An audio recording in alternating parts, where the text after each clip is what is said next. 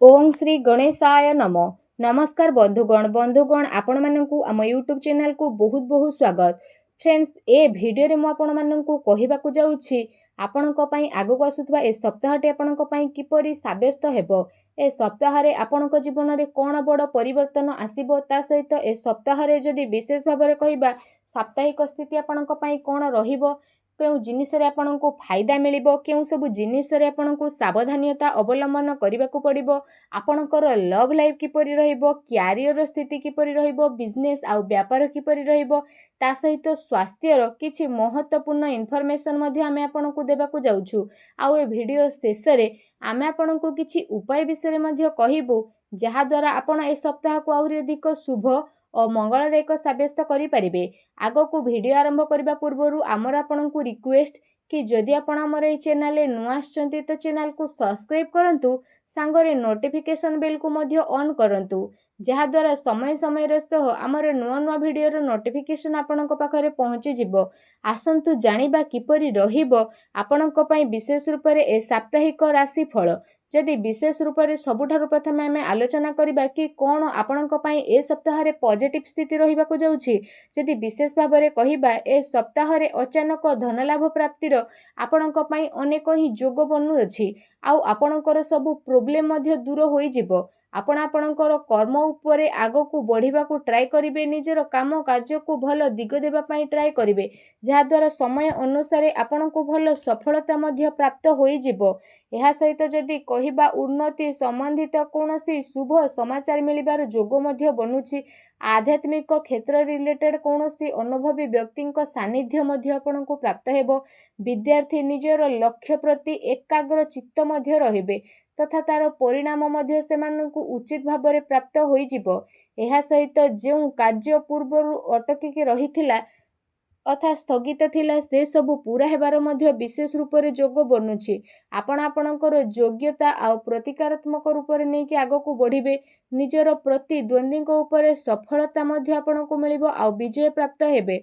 आपणकर दिन चर्या रे विशेष भाव रे आगो को मध्ये बढ़ी जिबे, जहा द्वारा आपणकर व्यक्तित्व रे आश्चर्यजनक निखार देखिबा को मिलिबो।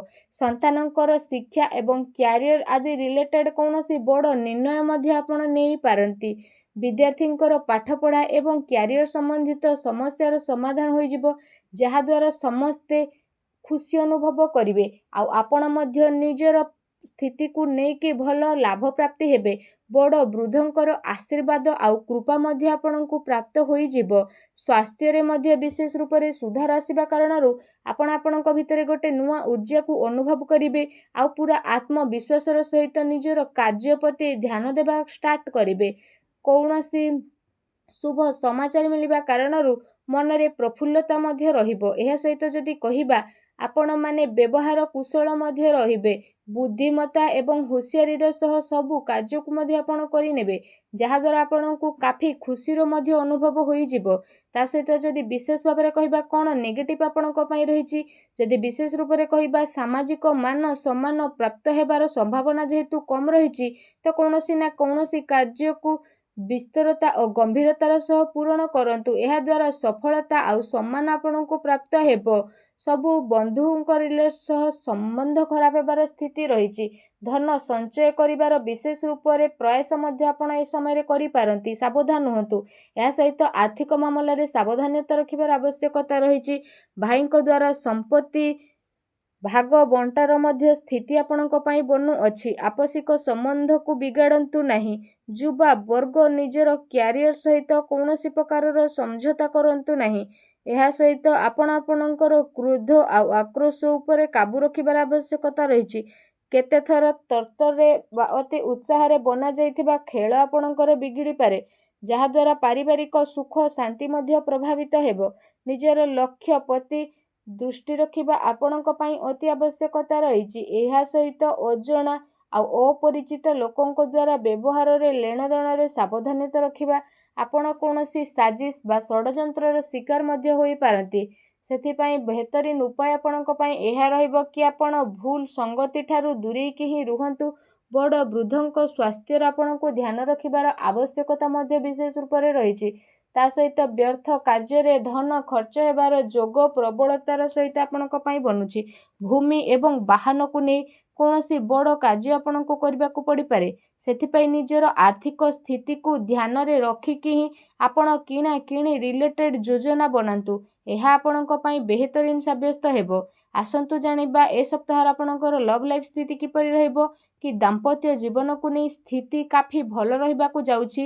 ଜୀବନ ସାଥୀଙ୍କ ସହିତ ମଧୁର ସମ୍ବନ୍ଧ ହେବା ସହିତ ଆପଣଙ୍କୁ ତାଙ୍କର ସହଯୋଗ ମଧ୍ୟ ବିଶେଷ ରୂପରେ ପ୍ରାପ୍ତ ହୋଇଯିବ।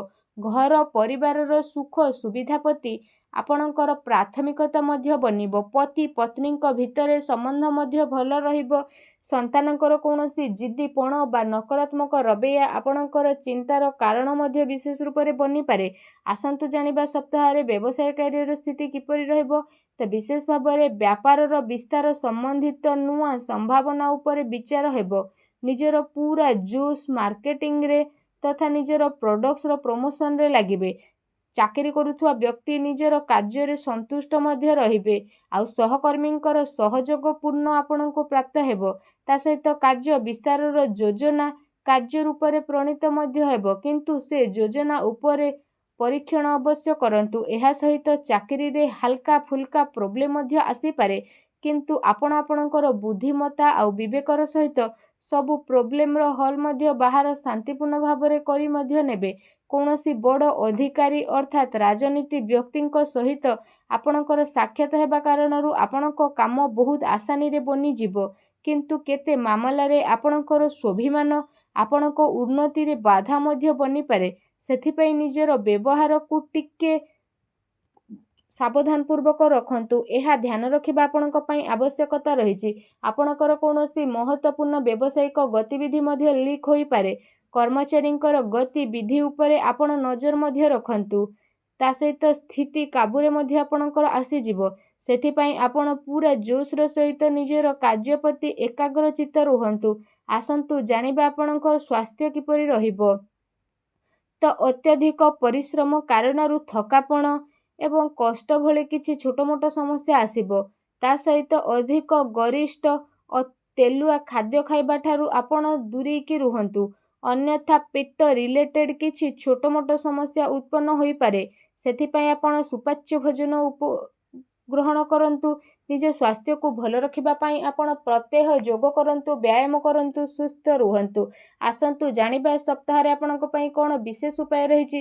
ଯଦି କହିବା ଏ ସପ୍ତାହରେ ବିଶେଷ ଭାବରେ ଆପଣ ସ୍ନାନ ଯେତେବେଳେ କରୁଛନ୍ତି ତ ସ୍ନାନ କରିବା ପୂର୍ବରୁ ସ୍ନାନ କରୁଥିବା ପାଣିରେ ଆପଣ ଗୋଟେ ଚୁଟକି ହଳଦୀ ପକାନ୍ତୁ। ଏହା ସହିତ ସ୍ନାନ କରିବା ସହିତ ମନରେ ମନରେ ଓଂ ନମୋ ଭଗବତେ ବାସୁଦେବାୟ ନମଃ ଏ ମନ୍ତ୍ରର ମନକୁ ମନ ଆପଣ ଜପ ମଧ୍ୟ କରନ୍ତୁ। ଆପଣ ସ୍ନାନ କରିସାରିବା ପରେ ବହୁତ ହିଁ ସଚ୍ଚା ଦିଲର ସହ ଶ୍ରଦ୍ଧା ଭାବରେ ଭଗବାନ ବିଷ୍ଣୁ ହରିଙ୍କ ସାମ୍ନାରେ ଗୋଟେ ଘିଅ ଦୀପ ଜଳାନ୍ତୁ। ଆଉ ସେଠି ବସିକି ଆପଣ ବିଷ୍ଣୁ ସହସ୍ର ନାମର ଜପ ମଧ୍ୟ କରନ୍ତୁ। ଏପରି କରିବା ମାତ୍ରେ ହିଁ ଭଗବାନ ବିଷ୍ଣୁ ବହୁତ ଶୀଘ୍ର ପ୍ରସନ୍ନ ହେବେ ଆଉ ଆପଣଙ୍କର ସମସ୍ତ କଷ୍ଟକୁ ଦୂର କରିବେ। ଯାହା ବି ଆପଣଙ୍କ ଜୀବନରେ ପ୍ରୋବ୍ଲେମ ଚାଲିଛି ସବୁ ପ୍ରୋବ୍ଲେମକୁ ଅନ୍ତ କରିବେ ଆଉ ଆପଣଙ୍କ ଜୀବନରେ ଖୁସି ହିଁ ଖୁସି ଆସିବ। ଆପଣ ଏ ଉପାୟକୁ ଅବଶ୍ୟ କରନ୍ତୁ। ଆପଣଙ୍କୁ ଏପରି କରିବା ଦ୍ୱାରା ଲାଭ ମଧ୍ୟ ପ୍ରାପ୍ତ ହେବ। ଭଗବାନ ବିଷ୍ଣୁଙ୍କର ଆଶୀର୍ବାଦ ଆପଣଙ୍କୁ ପ୍ରାପ୍ତ ହେଉ। ସଚ୍ଚା ଦିଲରେ କମେଣ୍ଟ ବକ୍ସରେ ଜୟ ଶ୍ରୀ ହରି ବିଷ୍ଣୁ ବୋଲି ଅବଶ୍ୟ ଲେଖନ୍ତୁ ଆଉ ଭିଡ଼ିଓକୁ ଲାଇକ୍ କରିବା ପାଇଁ ଭୁଲନ୍ତୁ ନାହିଁ। ଧନ୍ୟବାଦ।